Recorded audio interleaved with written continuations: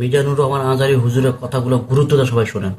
আমি বক্সিং খেললে একজন যদি জাহান্নাম থেকে জান্নাতি হয়, বক্সিং খেললে সমস্যা করি। মক্কায় সবচেয়ে বড় কুস্তিগিরের নাম ছিল রুকানা। বিশ্বনবী একদিন ফজরের সালাত শেষে তিনি রুকানার কাছে চলে গেল, যে বলল, রুকানা আসলিম তাসলাম, ইসলাম মানো শান্তিতে থাকবা, দুনিয়ায়ও থাকবা আখিরাতেও থাকবা। রুকানা বলে, না, আমি তো কালিমা পড়বো না, যদি বক্সিং খেলে আমারে হারাই দিতে পারো তাইলে কালিমা পড়ুক। বিশ্বনবী রাজি হলেন অবশেষে। এবার বক্সিং খেলার পালা। রুকানা হাফ প্যান্ট পরে গায়ের মধ্যে জাইতুনের তেল মেখে এভাবে লাফাচ্ছে, বিশ্বনবী দাঁড়িয়ে আছে। রুকানা বলে, মোহাম্মদ তুমি মারো। বিশ্বনবী বললেন, তুই মার, কারণ আমি মারলে ওই মায়ের হজম করার ক্ষমতা তোর নাই। বিশ্বনবীর এক হাতে জান্নাতি 40 জনের শক্তি ঢুকাই দিছে কে?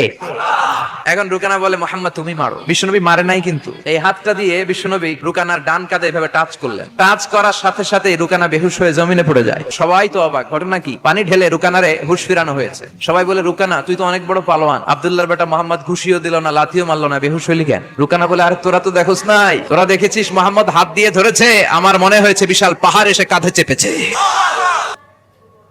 আল্লাহর পথে আসার জন্য যাকে যেমনি আনা দরকার তেমনি থাকবেন।